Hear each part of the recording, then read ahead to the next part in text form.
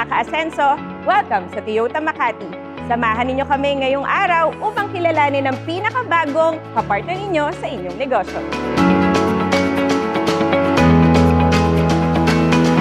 Hatid sa atin ng Toyota Financial Services. Ang Kabuhayan on Wheels Project ay nandito upang tulungan kang simulan at palaguin ang inyong negosyo.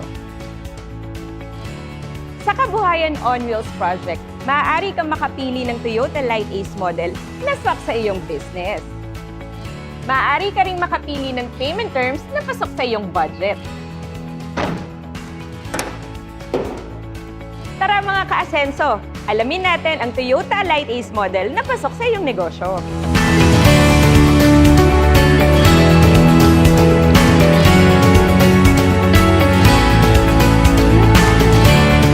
Boss John, pakwento naman ng konti kung paano nagsimula itong water station mo. Ayun, way back 2018, nag-start akong mag-isip kung ano yung possible na negosyo. So ito ngayon napili ko, water station. So ngayon, nag-start ako sa isang pan-deliver, which is yung sidecar.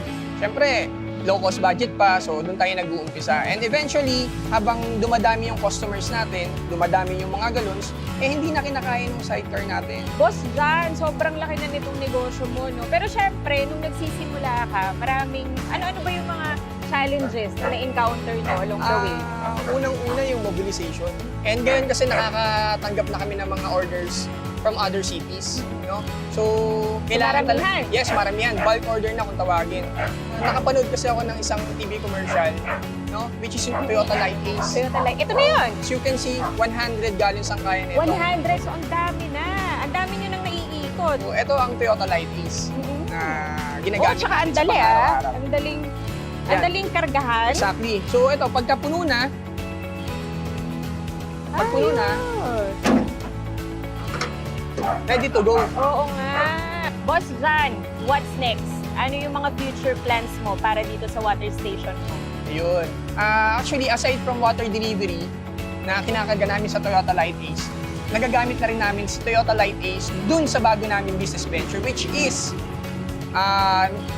kami na yung nag-i-install ng mga water station. wow. So, kinakarga namin lahat ng heavy equipment dito kay Toyota Light Ace, like tangke, mga sink, skid frame na stainless, and other accessories. Ang galing. So, sobrang dali ng mobilization namin.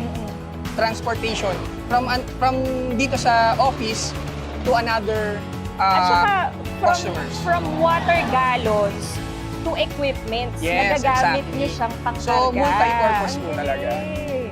Okay. Yun ang gamit ng Toyota Light Ace. Boss John, thank you ha sa pag-invite mo sa amin dito sa iyong water station. Welcome. Final na lang, ano yung advice mo para sa mga kagaya mo na gusto ring magnegosyo? Ayun, unang-una, syempre, lakas ng loob.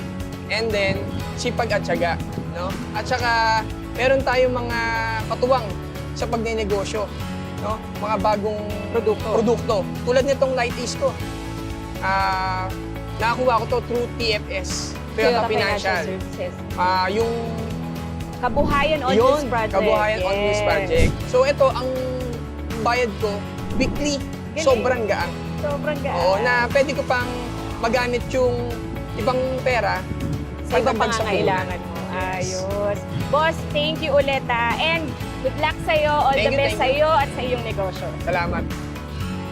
Ako si Giancarlo Canlas, may-ari ng Linson Water Station, at ito ang kwentong Light Ace ko. Ito ang bagong Toyota Light Ace. Ang kapartner ko sa pag-asenso.